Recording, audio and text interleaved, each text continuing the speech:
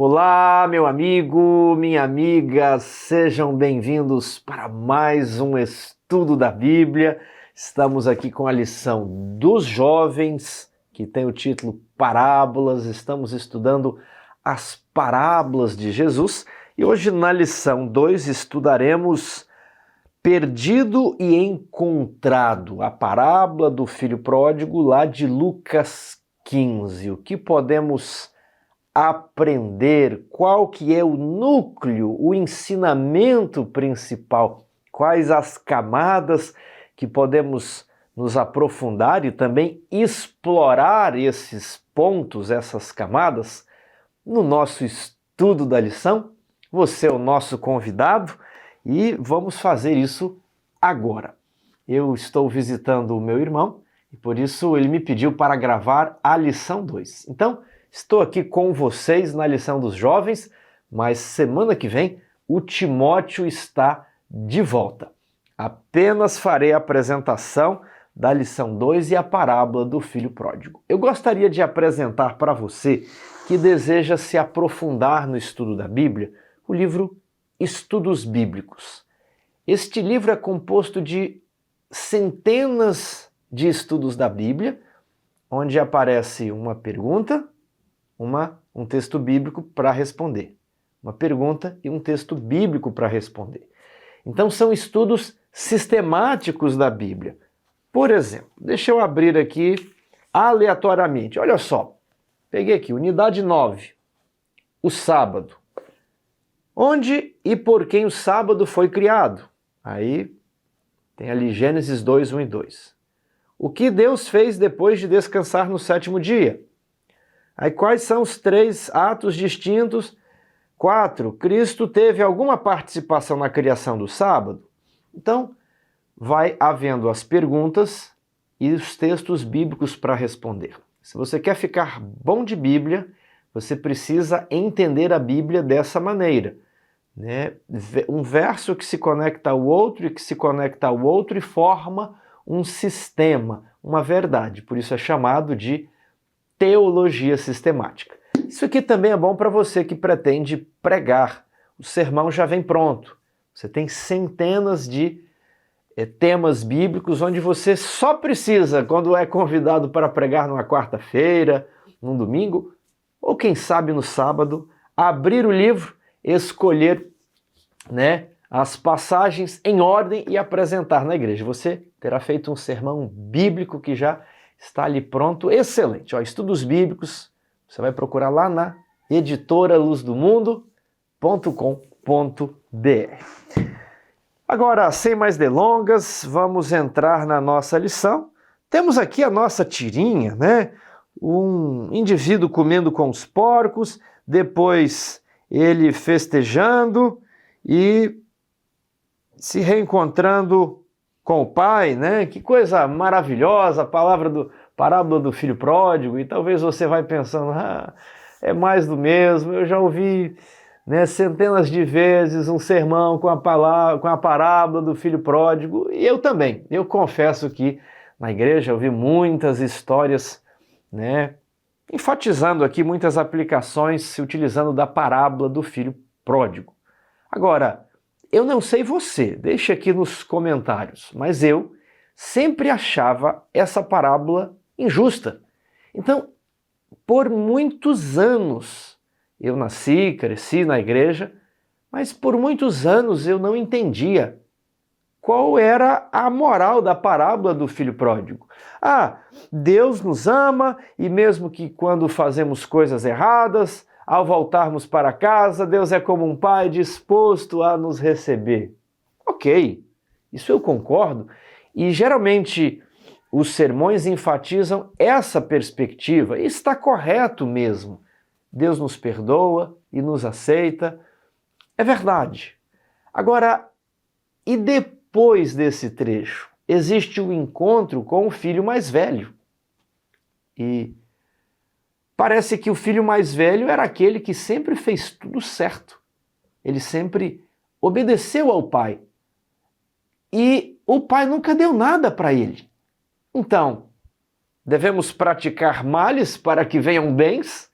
Será que é essa a lógica?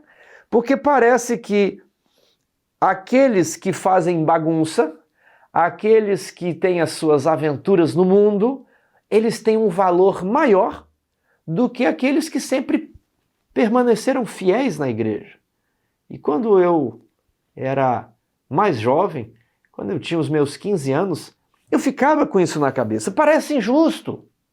Puxa, se eu ficar a vida inteira na igreja, né, ajudando no Ministério da Música, no Ministério da Recepção, participando do grupo dos jovens, dos desbravadores, e fizer tudo certinho, eu não tenho um valor tão grande para Deus. Deus só me dá, né, algumas migalhas. Mas se eu for para o mundão, se eu então tiver experiências com bebidas alcoólicas, com o tráfico, se eu tiver uma experiência com o espiritismo, com adoração ao demônio, e aí eu vou voltar para a igreja e eu vou contar o meu testemunho e as pessoas ficarão, uau! Elas ficaram chocadas, que coisa incrível! E vão me chamar para dar testemunho no JA, para dar testemunho no culto de oração. Quem sabe até eu irei para Novo Tempo e vão fazer um vídeo do meu testemunho. Mas se eu passar todos esses anos ali na igreja, né, usando a minha gravata, a roupa social, participando dos cultos, né, sendo ancião jovem, ninguém vai me chamar para nada. E parece injusto. E quando eu era jovem, eu tinha essa sensação. Quem esteve na igreja o tempo inteiro não tem nenhum testemunho chocante para contar. Então, pratiquemos males para que, né, possamos ter uma linda, incrível, bonita história de conversão. Bem, eu faço essas reflexões antes de entrarmos no tema. Então, há pouco tempo, já na idade adulta, eu posso dizer que compreendi a parábola do filho pródigo. E a parábola do filho pródigo precisa resolver o problema do irmão mais velho. E é isso que nós vamos fazer agora. Bem, eu destaquei algumas coisas na lição, mas uma abordagem interessante e completa, eu creio que ela precisa trabalhar toda a parábola do filho pródigo, para que a gente possa sistematizar o conhecimento, aprender para não mais esquecer. Então vou deixar a minha lição aqui, vou convidar para você abrir sua Bíblia em Lucas capítulo 15 e vamos continuar lendo aqui. Certo homem tinha 2 filhos. Olha só que a parábola começa com os 2 filhos. O mais moço deles disse ao pai: Pai, dá-me a parte que me cabe dos bens. Então o filho mais moço, ele pede que o pai reparta a herança e lhe dê a parte dele. Então ele pega aqueles bens e depois de alguns dias viaja para uma terra muito distante. E ele consumiu tudo. Com o que ele consumiu? Com festas, com amigos, e a Bíblia utiliza aqui uma palavra, dissolução. Então ele era o filho dissoluto e beberrão. O que é dissolução? Dissolução está ligado aos prazeres. Qual tipo de prazeres? Prazeres imorais, prática sexual fora do padrão bíblico, fornicação. É isso que significa dissoluto. Ele gastou as suas forças, as suas energias, os seus anos com imoralidade sexual. Então, essa é a história do filho mais novo. Agora, ele estaria errado em pedir a herança? Ele tinha ou não tinha o direito à herança? O filho deve se sentir um participante da herança do pai? Esse é o primeiro aspecto que precisamos destacar sobre a questão de filho. Vamos abrir a Bíblia e pode anotar os textos. Iremos ler vários textos. Iremos fazer teologia sistemática, um texto ali, um texto aqui, né, como Jesus nos ensinou, lá em Lucas 24, mostrando o que deveria se cumprir sobre ele no livro de Moisés, nos Salmos e nos Profetas, as 3 divisões da Bíblia hebraica.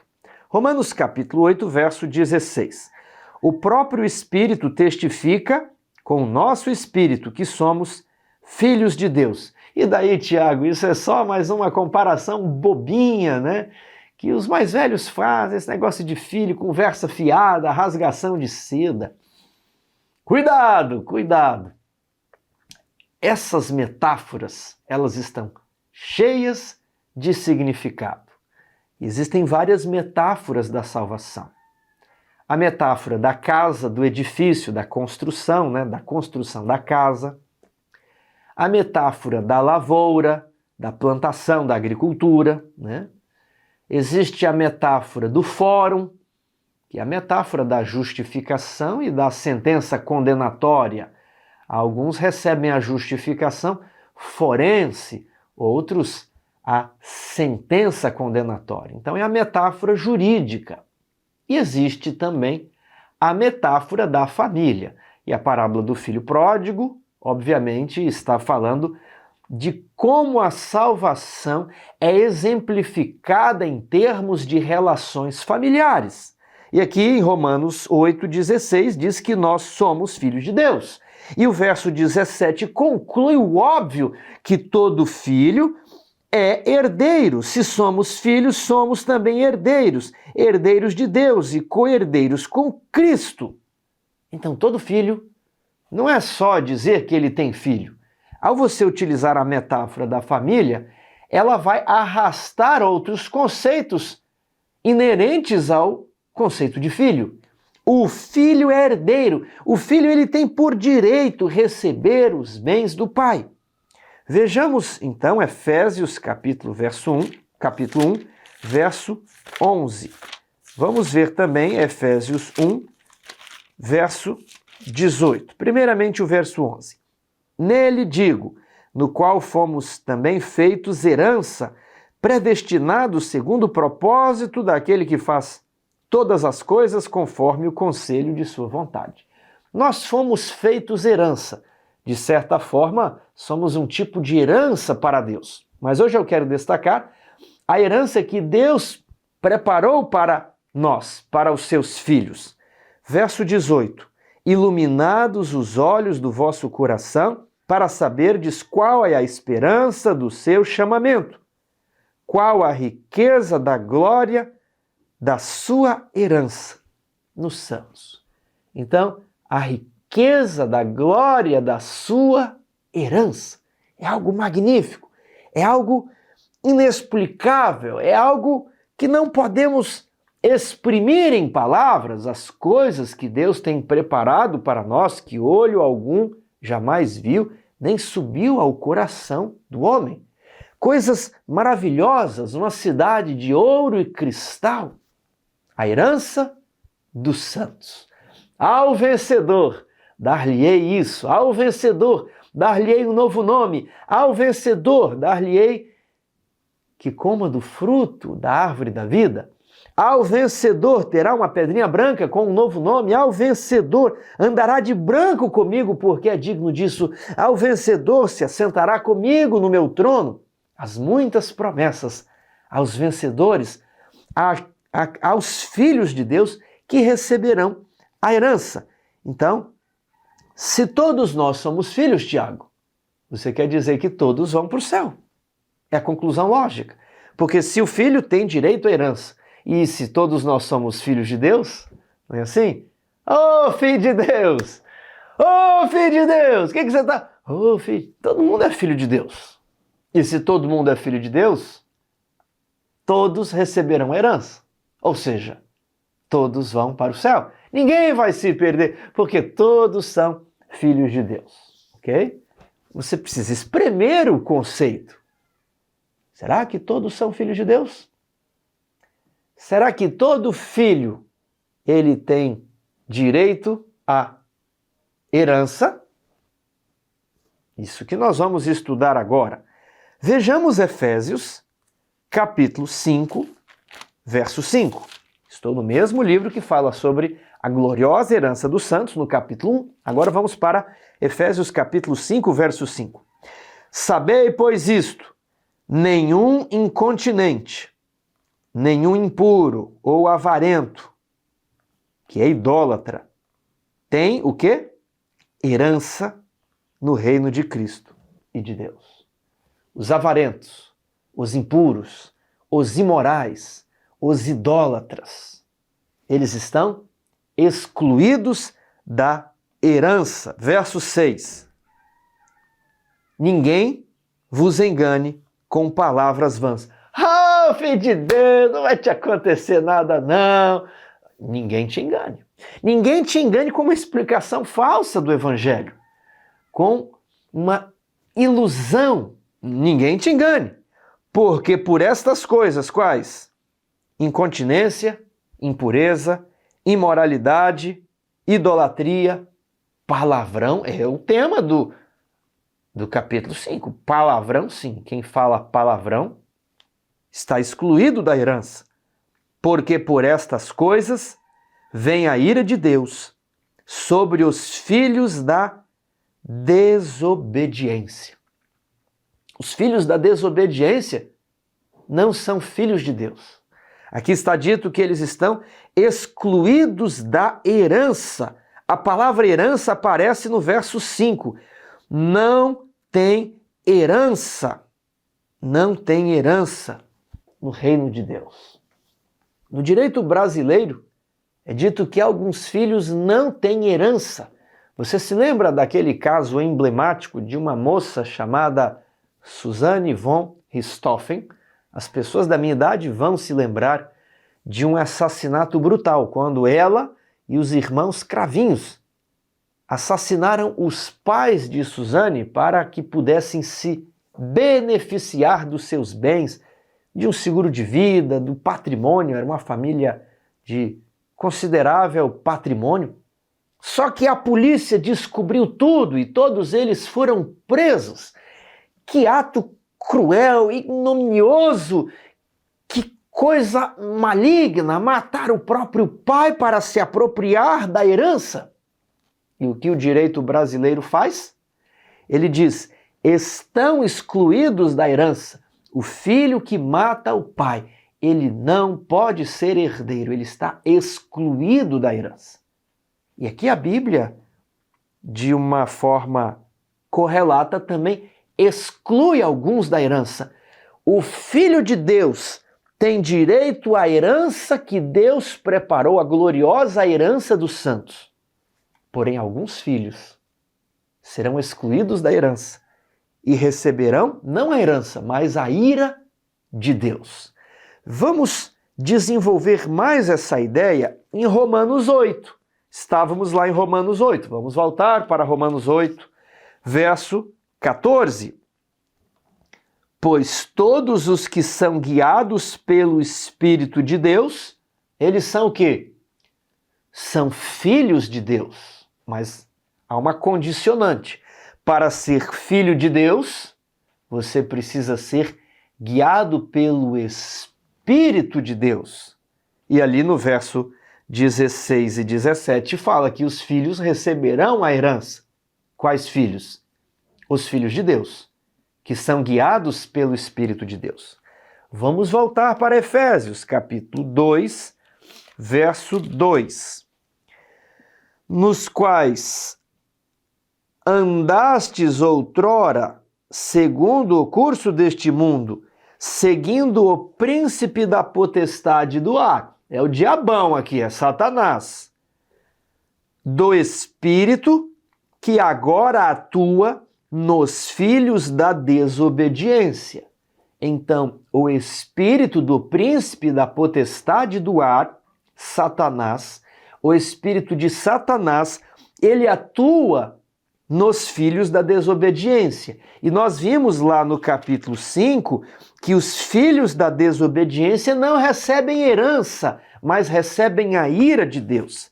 Então, se você atua, se você vive segundo o espírito de Satanás, você não é filho de Deus. Você é filho do diabo. Se viver de acordo com o espírito da desobediência, não serei filho de Deus. Serei filho do diabo. Isso é muito sério. E aí você percebeu que nem todo mundo é filho de Deus. Veja agora 1 João, capítulo 3, verso 10. Vamos confirmar esse conceito bíblico. 1 João 3,10. Nisto são manifestos os filhos de Deus. E nisto são manifestos quem?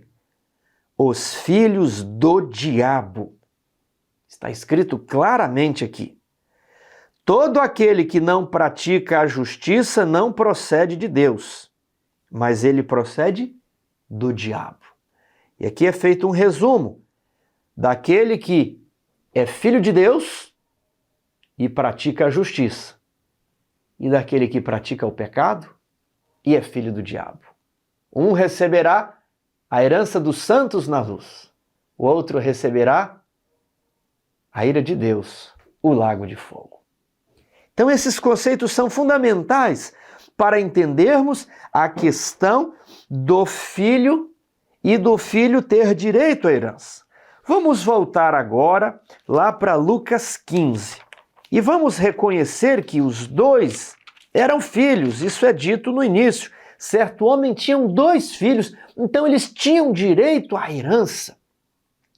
Ah, Tiago, mas o filho só tem direito à herança depois que o pai morre, né? E nós vemos em muitas famílias, os filhos às vezes numa condição deplorável, e o pai vivendo ali os seus 90, 100 anos e não entrega, não. Às vezes os filhos querem, né, administrar os bens, a casa, fazer algo, e os pais ali segurando. E aí quando o filho participa da herança, né, às vezes quando o pai permite que o filho participe da herança, o filho já tem 80 anos também, e ali muitos filhos, eles falam assim, de que me adianta essa herança? Agora eu já não tenho mais saúde, eu também vou morrer. Não é mesmo? Então, esse conceito de família, ele envolve sim que os filhos participem dos bens do pai em vida, porque eles são uma família. E é isso que ilustra o conceito de filho. O filho entra na casa do pai, o filho come da comida do pai, o filho utiliza o carro do pai, o filho, ele tem usufruto dos bens do pai. É por isso que ele é filho. Agora, esse filho pediu para si. Ao pedir a herança e viajar para uma terra distante, o filho exclui o próprio pai dos bens da família. E esse é o ponto. E agora, numa terra distante, ele gasta todos os seus bens. E vamos ver o relato aqui, verso 14. Depois de ter consumido tudo, sobreveio àquele país uma grande fome, e ele começou a passar necessidade. Então ele foi, se agregou a um dos cidadãos daquela terra, e este o mandou para os seus campos guardar porcos. Que tipo de homem que pega um empregado e o manda guardar porcos? Olha o verso 15. Então ele foi, se agregou a um dos cidadãos daquela terra, e este o mandou guardar porcos. Ele se agregou, ele se associou a um dos cidadãos daquela terra. E ali ele desejava fartar-se das alfarrobas que os porcos comiam, mas ninguém lhe dava nada, nem o homem daquela terra. Quem é esse homem? Quem ele representa? O diabo. O filho pródigo, e ser pródigo significa gastar. Então é o filho gastão, é o filho que consumiu os bens. Isso que significa ser pródigo, né?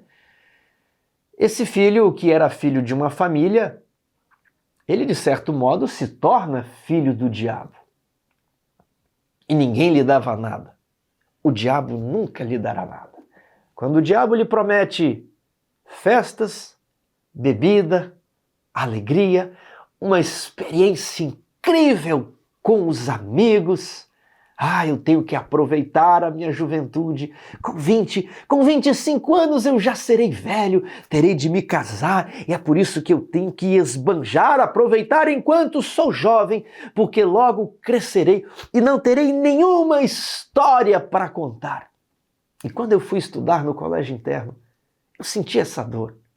Todos os amigos possuíam histórias incríveis para contar, histórias de bebida, histórias de quando fizeram não sei o que com o carro do tio, que saíram para a festa, histórias de namoradas e namorados. Eu fui criado na igreja, eu não tinha nenhuma história para contar. E talvez você pense, eu preciso aproveitar a minha vida, eu preciso ter histórias para contar. E a primeira lição é a seguinte: ninguém vai lhe dar nada. Porque isso tudo é uma mentira. O diabo não lhe dá nada. Quando as cortinas se fecham e quando as luzes se apagam, você ficará sozinho no meio da noite. E ninguém vai lhe dar nada. Meus pais sempre me diziam, cuidado, porque amigo na vida é muito difícil. Geralmente, os amigos da vida é o seu pai, a sua mãe e, às vezes, os seus irmãos. Meu pai sempre repetia isso, porque eu, em um momento da vida, confiava muito nos amigos, e meu pai dizia que quando você está sem nada, é aí que você vê quem são os verdadeiros amigos. E geralmente, quando você está na pior, a única pessoa que te recebe é o seu pai e a sua mãe. E o filho pródigo, ele começa a refletir sobre tudo isso, e ele fala assim, eu vou voltar para casa. Eu não posso mais ser filho. Meu pai jamais me receberia como filho. Eu sou filho do diabo. Mas é melhor ser empregado de um homem justo do que ser filho do diabo. E ele decide voltar. E ele pensa com ele mesmo, os empregados do meu pai não têm uma vida melhor que eu, então eu voltarei e direi para meu pai, pai, já não sou digno de ser chamado teu filho, mas como eu já não sou filho, por favor, faça-me como um dos teus jornaleiros, como um dos teus empregados. Sim, e ele, voltando, correu ao seu pai. Eu gosto muito de uma música antiga, pesquise aí. É a Cantata do Filho Pródigo, composta pelo Alexandre Heydrich, lá nos Arautos do Rei Antigo. E o Quarteto Ministry gravou uma versão nova, né? Eu gosto muito do pastor Rabelo narrando ali, na versão gravada pelos Arautos do Rei, a Cantata do Filho Pródigo e os Arautos do Rei cantando. Reflita sobre essa música, sobre essa história, sobre essa canção. Quando o filho então se aproxima, veja aqui o verso 20. Levantando-se foi para seu pai. Viu o pai ainda de longe, quando seu pai o avistou, compadecido dele. Correndo, o abraçou e beijou. O filho então se humilha diante do pai.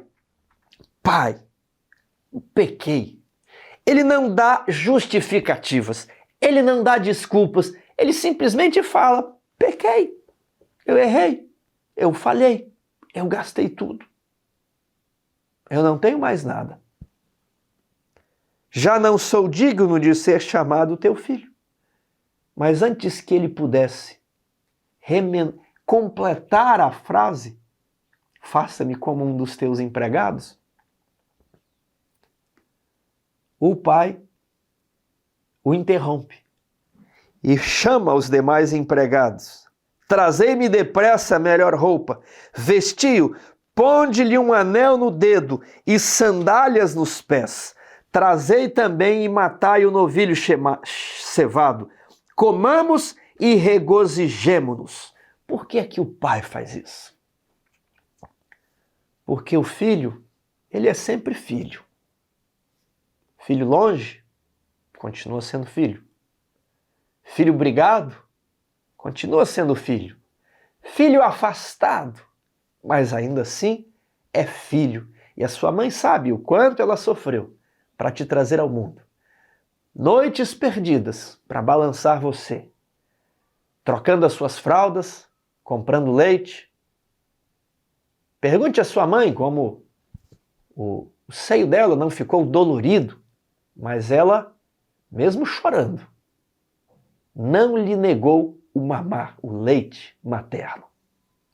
Como ela gastou dinheiro para comprar roupas, comidas, pagar a melhor escola que os seus pais possuíam, o melhor médico, a melhor oportunidade. Seus pais fizeram isso por você.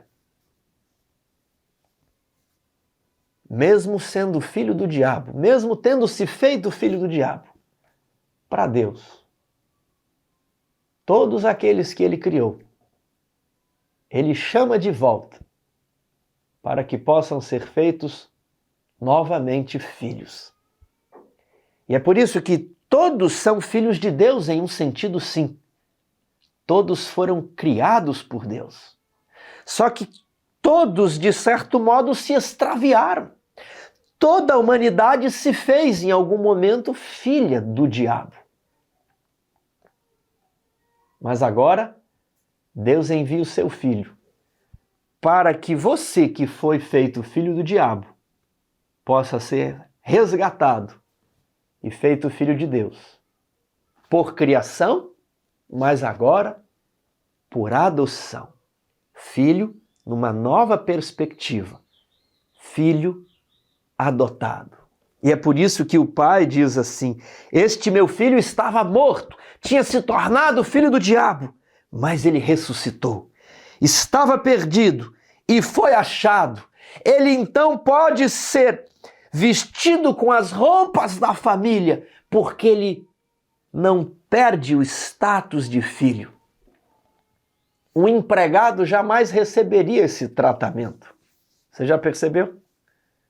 O empregado que abandonasse o serviço, roubasse o patrão, fosse para uma terra distante, aí quando acaba o dinheiro ele, me dá uma nova oportunidade. Quantas empresas eu já visitei e ouvi histórias dos proprietários, fulano de tal, estava aqui, dei tantas chances, me roubou, brigou comigo, jogou a carteira de trabalho no meu rosto, foi embora, disse que não precisava desse emprego e anos depois ele volta pedindo uma chance. Como empregado, dificilmente você vai receber uma oportunidade dessas. Mas geralmente, a sua mãe não vai recusar um pedido de perdão. Filho continua sendo filho. E para que você entenda a sua relação com Deus, você precisa compreendê-la na perspectiva de família. Muitas vezes compreendemos Deus como um tirano, que exige muito, que quer colher o que ele não plantou, que tudo que você faz para o seu pai não está bom o suficiente. E você sempre tem medo do pai, medo de Deus, porque nunca você agrada a Deus. Ele nunca tem prazer em você. Porque nada do que você faz traz alegria para Deus. Então nada mais importa. Isso não é verdade. O pastor Roberto Rabelo, ao narrar a cantata do filho pródigo, diz assim: o pai do lar é um pai de amor.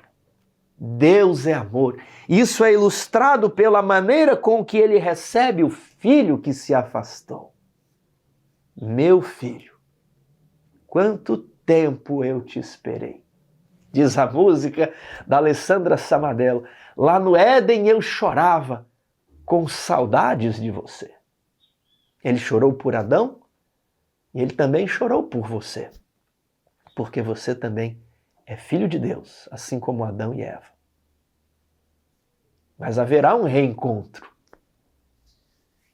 Agora, quando o pai pratica aquela festa, aquele reencontro, aparece depois o filho mais velho. E agora nós precisamos explicar esse trecho. Essa é uma segunda perspectiva. Falamos do filho mais novo, agora vamos falar do filho mais velho. Ora, verso 25, o filho mais velho estivera no campo e quando voltava, ao aproximar-se de casa, ouviu a música e as danças, chamou um dos criados e perguntou o que era aquilo. Note, ele não entra na casa, ele fica do lado de fora. E ele chama um dos empregados e pergunta: o que está acontecendo? E o empregado lhe informou: veio teu irmão, teu pai mandou matar o novilho cevado. Não deixe passar a expressão cevado. Cevado é tratado, né? Quem tem açude fica ali dando comidinha pro peixe e fala assim: eu tô cevando uns peixes aqui, né? Eu tô tratando, eu tô engordando. Era o boi mais gordo, era o novilho cevado, porque o recuperou com saúde. E ele se indignou e não queria entrar. Saindo, porém, o pai procurava conciliá-lo, porque o pai do lar é um pai de amor. Ele saiu ao encontro do filho mais novo e agora ele sai ao encontro do filho mais velho.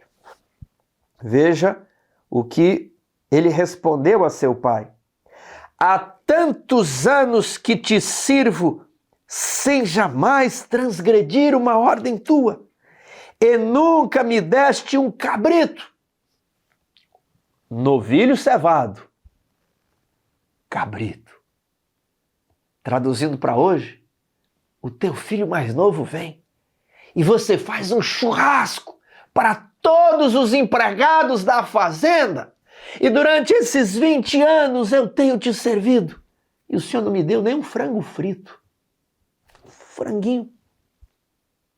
Mas para ele você faz um churrasco. Não me deste nem um cabrito para alegrar-me com os meus amigos. Vindo, porém, esse teu filho, que desperdiçou os teus bens com meretrizes, com prostitutas, tu mandaste matar para ele o novilho cevado. Era um boi específico, era muito difícil engordar o animal há 2000 anos atrás. Não havia os suplementos, os nutrientes que temos hoje. O boi tinha que engordar apenas com o capim. Então era o novilho cevado, que estava sendo preparado para uma ocasião especial e agora o pai gasta aquilo com o filho que já tinha gastado os bens do pai. O irmão mais velho parece um irmão que fez tudo certo, mas não é assim. E ele revela a sua identidade quando ele se dirige ao filho pródigo dizendo: esse teu filho. Ao ele dizer esse teu filho, ele revela que ele não o considerava como irmão. E se ele não era irmão, ele não era filho do fazendeiro. E se ele não era filho, ele não se sentia com direito à herança. Nas palavras dele, eu te servi. Ele era um mero empregado. Ele fala os teus bens. Ele não se sente participante dos bens do pai. Olha a resposta do pai. Então lhe respondeu o pai, verso 31. Meu filho, tu estás sempre comigo. Aqui aprendemos que o pai entendia que a sua presença era superior, era uma recompensa superior ao seu patrimônio. E o filho mais novo esteve 20 anos separado da pessoa do pai. Mas o filho mais velho esteve com o pai. O que vale mais? A pessoa do pai ou o patrimônio do pai? E em segundo lugar, ele arremata: tudo que é meu é teu. Os bens não são meus, como você pontua. O filho fala assim: gastou os teus bens. E o pai fala: não são meus, são nossos. O grande detalhe é que quando vamos ao início da parábola, verso 12, é dito assim: Certo homem tinha 2 filhos, verso 12, e o mais moço deles disse ao pai: Pai, dá-me a parte que me cabe dos bens. E você pensa que o pai vendeu metade da fazenda e deu para o filho mais novo, ao passo que o irmão mais velho não recebeu a herança.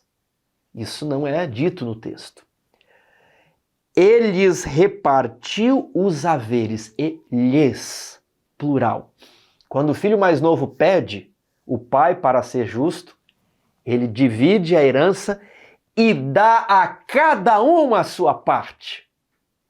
E nesse ponto, o filho mais novo, ele compreende corretamente a sua posição de filho e ele usufrui do patrimônio.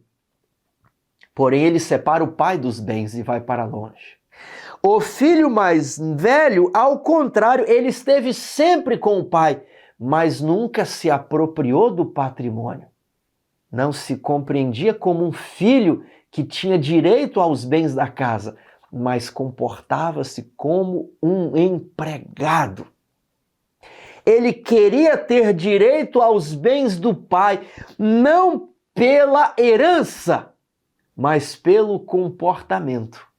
Porque ele nunca havia transgredido uma ordem do pai e por isso esperava receber a herança a título de salário. Só que a herança é um bem imerecido. Você não tem mérito. Você nasceu e o que os teus pais conquistaram passa para ti. O que os seus pais conquistaram passa para você. Não o salário. Lá em Romanos 4, diz que ao que trabalha, o salário não é considerado favor, mas dívida. O filho esperava receber os bens do pai como mérito. Ao passo que o filho mais moço, cuidando de porcos, decide voltar para casa para ser um empregado, o filho mais velho sempre se enxergou como um empregado. O problema dos 2 filhos era o mesmo. Os 2 queriam ser empregados. Porém, o que se enxergava como filho se ausentou da presença do pai e o que ficou com a presença do pai se enxergava como empregado. Mas no final, os 2 esperavam ser empregados. E aqui está a primeira lição para nós. Voltarei nela mais tarde. A segunda perspectiva da parábola do filho pródigo é compreender para quem ela foi contada. Em Lucas capítulo 15, verso 1. Aproximavam-se de Jesus todos os publicanos e pecadores para o ouvir. E murmuravam os fariseus e os escribas, dizendo: Este recebe pecadores e o quê? E come com eles.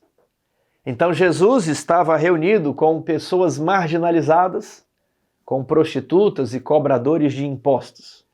E Jesus estava comendo com essas pessoas, ensinando, doutrinando, restaurando, reabilitando essas pessoas que, na sociedade judaica, elas estavam à margem da sociedade. Eram pessoas imundas, não eram dignas de serem chamadas de filhas, de filhos. Mas os judeus eram filhos de Abraão. E aí eles começam a menosprezar Jesus, porque Jesus andava com essa gentalha.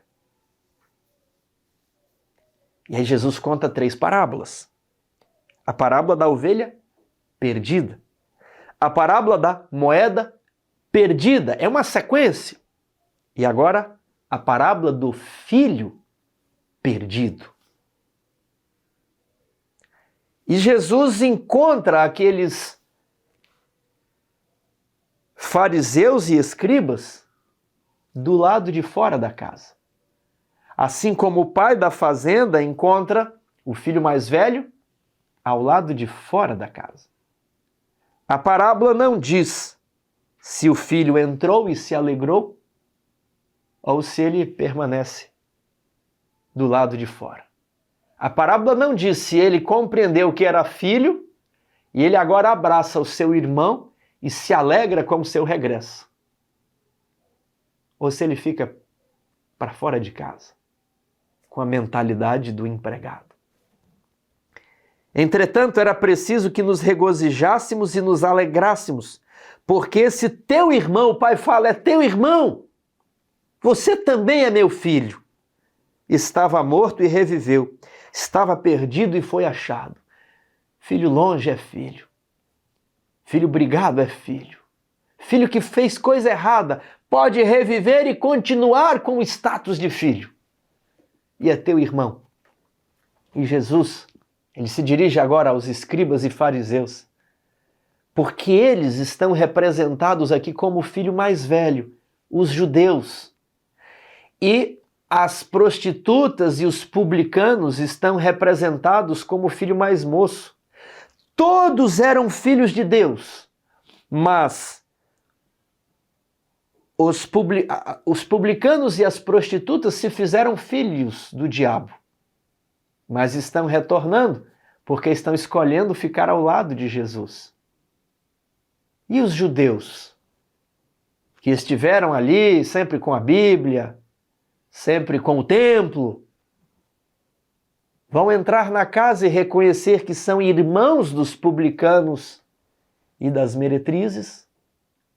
Ou vão se ficar do lado de fora, reconhecendo o seu status de empregado?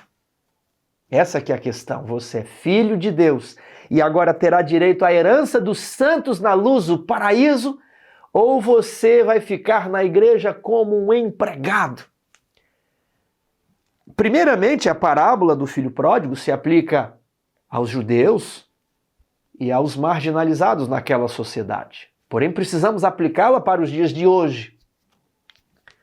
Muitas vezes nós, como adventistas, temos nos comportado como verdadeiros empregados. Muitas pessoas que ficaram no mundo sem conhecer o Evangelho como filhos do diabo, de repente, ouvem sobre Jesus, se convertem, vêm à igreja e têm um envolvimento, um apreço, porque eles sabem onde é que eles estavam. E agora, onde é que eles estão? Eles valorizam cada instrução da Bíblia, do espírito de profecia, porque eles sabem como o mundo bate forte. E às vezes nós que ficamos na igreja a vida inteira, nos comportamos não como filhos, mas como empregados. Isso tudo tem a ver com justificação. Sabe, quando você é funcionário público e tem lá o carro da prefeitura, e você é um empregado, como é que você lida com o carro da prefeitura? Como que as pessoas lidam com os bens públicos? Isso aí é do governo, né? Tá com o carro da prefeitura e vai andando e tem buraco e passa no buraco e encosta aqui, estaciona. É do município isso daqui. Você é só um empregado. O empregado, quando chega segunda-feira, ele fala, segundou, 7 horas. Tem que olhar na cara do patrão de novo. Misericórdia, Senhor, segunda-feira. E aí ele fala assim, 2 horas. Eita, dia que não passa. 3 horas, é quase 5 horas. Quando dá 10 para 5, ele já arrumou a mochila dele, né? Ele já tá... Quando dá 1 para 5 horas, ele já está se dirigindo para o portão da empresa. Porque ele tem a mentalidade do empregado. Agora, e o filho do empresário? Que mentalidade o filho deveria ter? O filho deveria acordar às 5 horas, porque ele pensa, é a empresa do meu pai, é a minha empresa também. Eu vou ajudar aqui nessa empresa. O empregado vai embora às 5, mas existe mais trabalho a ser feito e eu fico aqui. Por isso, o filho se dedica mais porque também é dele. O empregado, ele só tem direito ao salário, mas o filho ficará com a empresa. Quando você chega na casa do seu pai, na casa da sua mãe, você sabe onde está a chave. Você tem intimidade para abrir a geladeira. Você tem intimidade para pôr o pé no sofá, porque é a casa do seu pai, da sua mãe, e eles te acolhem. E quando você então pega emprestado o carro do seu pai, você não faz como o carro da prefeitura, esse é o carro do papai. Papai trabalhou tanto para ter o carro, papai colocou os tapetes, meu pai sempre deixa o carro limpo, ele sempre lá. Meu pai tem aquela capa, né? Os pais ali costumam ter aquela capa que guarda o carro para não pegar poeira. Eu conheço muitos idosos que têm ali aquela capa, guardam muito bem o carro. E aí quando você, pai, empresta o carro, pode pegar, filho. O que o pai fala? É seu.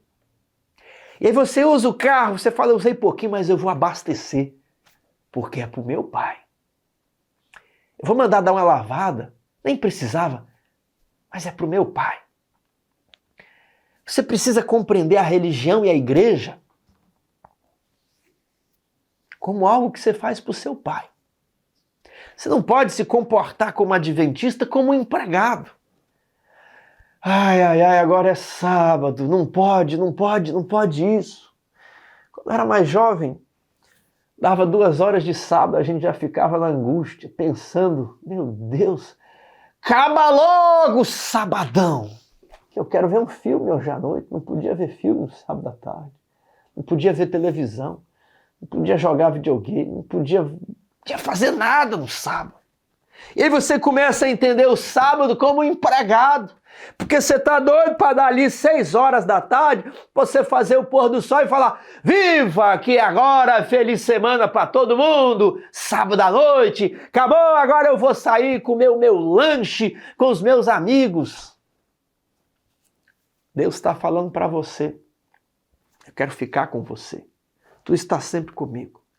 E ao nós adventistas nos comportarmos assim, estamos revelando o nosso caráter semelhante aos judeus, que tinham as suas cerimônias, isso e aquilo, mas não era de coração. Faziam como empregados, esperando o mérito do salário.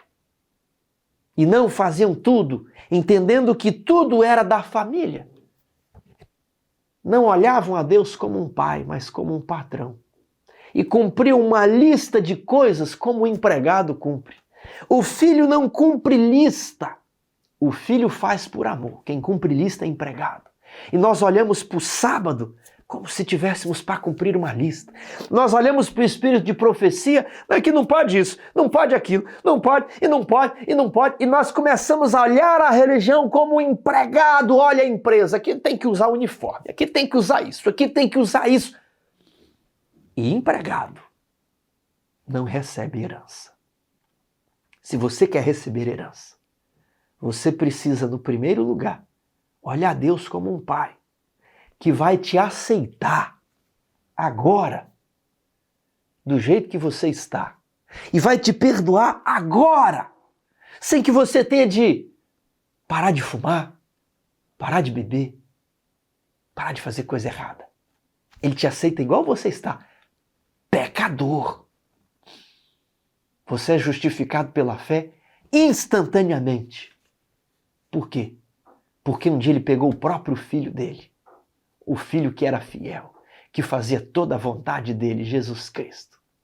E ele fez com o filho dele o que ele deveria fazer com você. Ele esmagou, ele pisou na cabeça do filho dele, para que você um dia pudesse usar a roupa a que Jesus Cristo tinha direito. Para que você pudesse se assentar no trono que a Jesus Cristo tinha direito.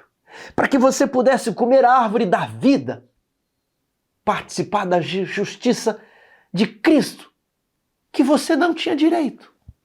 Ele esmaga o filho, para que então ele possa, com a roupa que foi tirada do filho, vestir você, que era filho do diabo, mas agora passa a ser filho de Deus.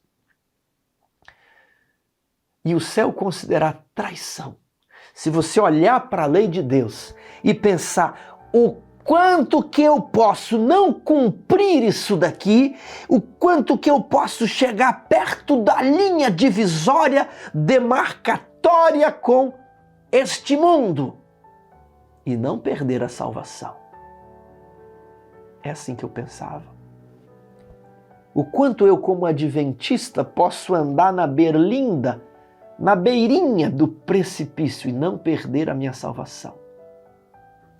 O pensamento do empregado é: qual é o mínimo que eu preciso fazer para receber o meu salário? Esse pensamento não vai para o céu, não tem herança, porque empregado não tem herança. Enquanto nós pensarmos quais são os pontos de salvação, é o mínimo que eu vou praticar, Deus não vai entender que você é da família. Porque quem é da família fala assim: o que mais eu posso fazer para você, papai? O que mais eu posso fazer para agregar a minha família? Esse é o pensamento do filho. Isso deve mudar a maneira que nós compreendemos religião. Você precisa olhar para a sua vida, para você mesmo e pensar: eu estou agindo como filho de Deus ou como filho do diabo? Eu me comporto. Eu acho que o problema do mundão não é o problema dos adventistas. Porque nós não comemos carne de porco, não bebemos cerveja, procuramos não praticar a imoralidade sexual. Então talvez esse filho pródigo não seja a realidade de todos os adventistas, principalmente daqueles que já nasceram na igreja. Talvez seja a realidade dos que vieram para a igreja depois de ter uma vida no mundo. Mas quem sabe eu e você, como a maioria dos adventistas que nasceu e cresceu na igreja, temos a mentalidade do empregado, a mesma mentalidade dos judeus. E quando eu digo que o fariseu ele era empregado, algumas pessoas pensam assim: então não é para fazer nada. Não, é para fazer mais. Porque quem faz pouco é o empregado. O fariseu é o que faz pouco. O filho, ele faz sempre mais. O filho não tem lista. O filho tem sentimentos, tem amor. O apelo que eu faço hoje é para que você reflita: a minha religião é a religião do filho ou a religião do empregado? E o segundo ponto é: abandone a religião do empregado. Volte-se a Deus como filho e Ele te receberá e fará uma festa com você, porque há mais alegria no céu por um pecador que se arrepende do que por 99 justos que não precisam de arrependimento. O filho mais velho não era justo, ele era pecador também. Mas não sabemos o que ele fez. Decida hoje entrar na festa e receber também os outros filhos que talvez não tenham a mesma luz e o mesmo conhecimento que você. E agora, como família, possamos crescer na igreja de Cristo, edificar uns aos outros e aguardar o encontro, o reencontro com o nosso Pai. Que Deus os abençoe.